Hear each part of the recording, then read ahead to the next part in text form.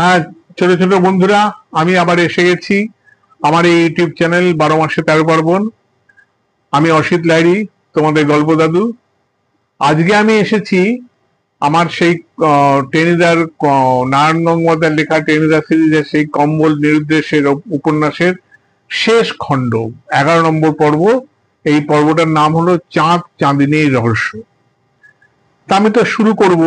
আমার আগের 10টা হয়ে গেছে, এটা শেষ হলে আমার শেষ পর্বটা বলা হয়ে যাবে, তারপরে অন্য গল্পে তো নিশ্চয়ই যাব। তার আগে আমি আরেকবার তোমাদের মনে করে দিই, আমার এইটা দেখার পরে তোমাদের কেমন লাগবে। আমার ইউটিউব চ্যানেলে সাবস্ক্রাইব করবে, ভালো লাগলে লাইক দেবে, কমেন্টস করবে এবং অবশ্যই এটাকে শেয়ার করবে। তাহলে শুরু করা যাক। চাঁদ চাঁদিনীর রহস্য তো বোঝা গেল, কিন্তু আসলে চোরাকারীর একটা বিশাল দল, একটা বিরাট দল। ওই ওই ছড়াই হলো ওদের সমস্ত সাংকেতিক বাক্য। ওই একটা ছড়া বলে দিলাম, চাঁদ চাঁদিনী সমস্ত ছড়া বলতে পারলে চক্রধর সামন্তের দোকানে একবার গিয়ে পৌঁছে দিলে ওরা তাকে চিনে নেয় নিজের লোক বলে। তারপর তো সব এক সুতোয় বাঁধা। শিয়ালপুকুরের বাড়ি, গুরু বিটফেলানন্দ, দেবী নেংটিশ্বরী, এসব জলের মতন সোজা। এর মধ্যে ম্যাও ম্যাও যে কেন হানা দেয়, আর ঝোল্লা কেন যে ঝোল্লা গোপ, আর তাই নিয়ে চক্রধর কম্বলের তলায় লুকিয়ে লুকিয়ে পড়ে, সব পরিষ্কার হয়ে যায়। তারপর ছল ছল খালের জল, নিরাকার মোষের দল, একেবারে মানে নিরাকার মোষের দল মানে মহিষা দল, একদম আদত খাঁটিতে। তার সব রহস্যের সমাধান জিওমেট্রিতে যাকে বলে কিউ আর ডি কিনা, ইহাই উপপাদ্যের বিষয়। এর মধ্যে আবার জিওমেট্রিও ঢুকিয়ে দিল। ক্যাবলা আগে থেকেই হুঁশিয়ার। তার যে মামা পুলিশে চাকরি করে, গোড়াগুড়ি তাকে সব খবর সে জুগিয়ে যাচ্ছিল। তিনি শুনে বলেছিলেন, বদমাইশদের একটা গ্যাং আছে, এবার ধরে ফেলবো, তোরা চালিয়ে যা ওদের সঙ্গে, আমি পেছনে নজর রাখছি। তাছাড়া মহিষাদলেও পুলিশকে খবর দিয়ে রেখেছি। এমনকি পাঁশকুড়া লোকেদের ঠিক আমাদের পাশের কামরায় বৈরাগী চেহারায় যে ভদ্রলোক বসেছিল ট্রেনের মধ্যে, গলা বাড়িয়ে মাঝে মাঝে হরিনাম বলো হয়ে নিতাই গৌর ভজে দে, তিনি নাকি আমাদের ওয়াচ করছিলেন। অর্থাৎ তিনিও পুলিশের লোক। চন্দ্রনিকেতন পর্যন্ত দূর থেকে আমাদের ফলো করেছিলেন, এবং চন্দ্রকান্ত নাগেশ্বর যখন টেনিদা এবং খগেন মাস্টার কিচকবধ করেছে, তখনই তিনি থানা থেকে পুলিশ নিয়ে চলে এসেছিলেন। পুলিশের লোকেরা ওদের দল শুদ্ধ ধরে ফেললো। তারপর চন্দ্রকান্তের বাড়ি থেকে অনেক রকম কি সব লুকানো জিনিস টিনিস ফেললো। আর আমাদের কি বললো, সেসব বললে তোমাদের হিংসা হবে। আমরা তো লজ্জায় কান টান লাল করে দাঁড়িয়ে রইলাম।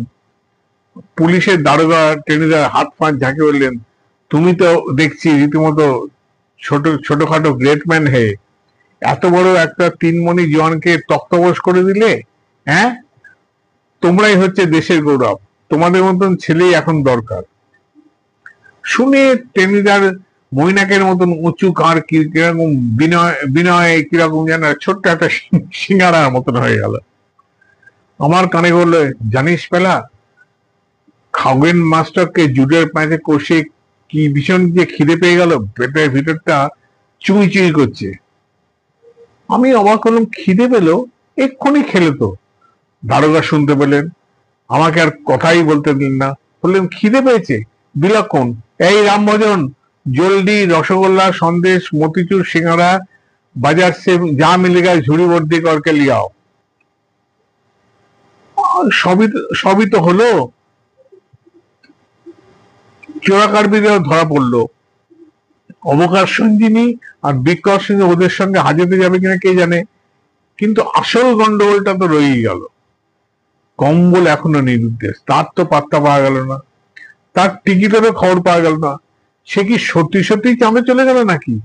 ওর কাকা তো বলেছিলেন কম্বলে চাঁদে যাওয়ার একটা ন্যাক আছে। আমরা চোরাচার কারবারিদের ধরতে যাইনি। আমাদের উদ্দেশ্য কি ছিল? এই অ্যাডভেঞ্চারের উদ্দেশ্য ছিল কম্বলকে খুঁজে বের করতে। তার পাত্তাই পাওয়া গেল না। তার মানে আমাদের অভিযান এই জানতে ব্যর্থ হয়ে গেল। এখন আমরা বদ্রীবাবুকে কি বলবো, কি করে তার কাছে মুখ দেখাবো? খুব চিন্তার ব্যাপার। চাটুর্যদের রকে বসে আছি, আমি আর হাবুল এই নিয়ে গবেষণা করছিলাম। তাহলে কি আর নতুন করে খোঁজা আরম্ভ করতে হবে? একটা কুলু টুলু তো চাই। কুলু টেনে আর দাঁত মিল করলে পেতেই হবে হতচ্ছাড়াকে। তারপর যদি কম্বলকে পিটিয়ে না কেটে কাটলেট বানিয়েছি, তাহলে আমার নামই টেনি শর্মাই নয়। হাবুল শুনে চললো, ছাড়ান দাও ছাড়ান দাও, অমন পোলার নির্দেশ থাকুনি ভালো। পোলা তো না, ঘ্যান একখানা ভাউগা ব্যাং। টেনিদা হাবুলের দিকে চাকিয়ে নাক মুখ কুচকে দিলে, ভাউগা ব্যাং কাকে বলে? ভাউয়া ব্যাংক কয় ভাউয়া ব্যাংক রে। Shut up! বিচ্ছিরি মুখ ভেঙে টেনে বললো, এদিকে আমরা নানান ভাবনায় মরে যাচ্ছি, ইনি আবার করে এলেন কোথেকে এলেন একটা নতুন মস্করা করতে। ফের যদি কুড়ো বকের মতন বক বক করি, তাহলে এক থাপ্পড়ে তোর। বলে টেনিদা থেমে গেল। আমি জুড়ে দিলাম, গালুডিতে উড়িয়ে দেবো। বাহ, বেশ তো, একদম আমি সবসময় এত বিরক্ত হলে বেশ বলেছিস। টেনিদা খুশি হলো, আর এর আগে তো কখনো শুনিনি। হুম, আমি এর আগে অরিজিনাল, মাথা নেড়ে বললাম। আমি তখন অরিজিনাল কিছু বলি, কেন গালুডিতে উড়িয়ে দেবো শোনেনি। অরিজিনাল তো তুই হবি, তোর লম্বা লম্বা কান দুইখান দেখা সেইটা বোঝান যায়। হাবুল ফোরন কাটলো। উফ! টেনিদা আবার চিৎকার করে উঠলো, আমি মরছি নিজের জ্বালায়, এখানে বাজে বকুনিতে পাগল করে দিলে। এখন এই কম্বলটাকে বলতে বলতে আমার পেছনে একটা রাম চিৎকার। কম্বল সম্বল শতা দরবেশ কাঁধে চুপে চুপে। আমি ভীষণ চমকে উঠলাম, মানে রাম চিৎকার করে ক্যাবলা যেতে, কম্বল সম্বল যথা দরবেশ কাঁধে চুপে চুপে। আমরা সবাই ভীষণভাবে চমকে দেখলাম, ক্যাবলা কচর মচর করে পরমানন্দে কি চিবোচ্ছে। টেনিদা বাঘাটে থেকে বলে উঠল, খামোখামো ষাঁড়ের মতন চিল্লালি যে ক্যাবলা। ক্যাবলা বললে, এমনি এমনি। টেনিদা ভেঙচি উঠলো, একেবারে পিলে শুদ্ধ চমকে গেল, খাচ্ছিস কি? কাজু বাদাম। টেনিদা হাত বাড়িয়ে, আমার ভাগ দে। নেই, খেয়ে ফেলেছি। খেয়ে ফেলেছিস? টেনিদা গজগজ করল, এই জন্যই দেশে কিছু হয় না। হাবুল সেন হইবও না, আমারও দেয় নাই। টেনিদা হাবুলকে চড় মারতে চাইছিল। এটা এটা এমন একটা বক্তৃতা হয়েছে যে কি সিরিয়াস কথা কথা বলার যুগ নেই। সিরিয়াস কথার মধ্যে সবসময় মন্তব্য করবে। ওয়েল ক্যাবলা, এখন কম্বলের কি করা যায় বলতো?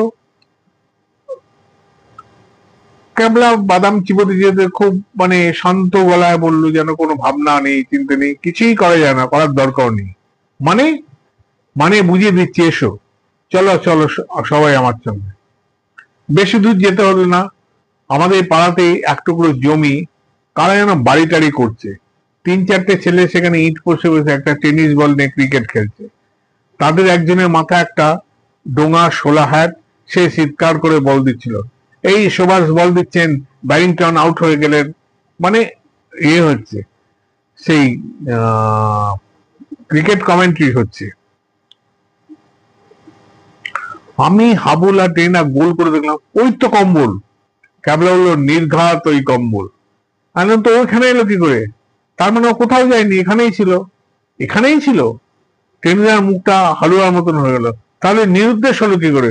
ও কাকা যে বললেন কম্বল নিশ্চয়ই চাঁদে চলে গেছে। ক্যাবলা বললো, চাঁদে ঠিক যায়নি, তবে চাঁদের রাস্তায় খানিকটা গিয়েছিল। চাঁদের রাস্তায়? হাবুল একটা হাঁ করলো। রকেট পাইলো কই? রকেটের দরকার হয়নি। ক্যাবলা মিটমিট হলো, চিলেকুটার ঘরে লুকিয়েছিল দিন কত। হ্যাঁ, আমরা 3জন খাবি গেলাম। হ্যাঁ, সব খবরই আমি জোগাড় করে এনেছি। এই দশাশই মাস্টার খগেন হাত থেকে বাঁচার জন্য কম্বলের কাকিমাই সেই ব্যবস্থা করেছিলেন। কাকা তো বসে আছেন প্রেস নিয়ে, বাড়ির ভেতর যেটুকুন যান কি বা খবর রাখেন। আর আমরা যখন কম্বলের খোঁজে চাঁদনি, ধোপাপুকুর, মাইশাল ছুটে বেড়াচ্ছি, তখন সে কম্বল কাকিমার আদরে দিব্যি চিলেকোঠায় খেয়ে দিয়ে মোটা হচ্ছেন। সেই প্রথম দিনেই আমাদের দিকে যে পচা আম ছড়েছিল, এখন বুঝতে পারছো টেনিদা? বিলক্ষণ বিলক্ষণ বিলক্ষণ বুঝেছি। ওই হতভাগা চিলেকোঠা থেকে আমার নাকটাকে পচা আম দিয়ে টার্গেট করেছিল। টেনিদা হুঙ্কারেই কিনা কে জানে কম্বল আমাদের দিকে তাকালো, আর তাকে বিকট ভেঙচি কাটলো একটা। স্বভাব যাবে কোথায়? এবার আমি স্পষ্ট বুঝতে পারলাম ভাওয়া ব্যাং কাকে বলে। ভাওয়া না হলে অমন করে কেউ ভেঙচি কাটে? কাটতেই পারে না। তা বন্ধুরা, এই গল্পটা কেমন লাগলো তোমরা জানাবে কমেন্টসের মাধ্যমে। আর অবশ্যই আমার এই ইউটিউব চ্যানেলে সাবস্ক্রাইব করবে আর এই গল্পটাকে শেয়ার করবে। তো পরবর্তী পর্যায়ে আমি অন্য শীর্ষেন্দু মুখোপাধ্যায়ের গল্প নিয়ে আসবো। এখনকার মতন রাখছি, টাটা।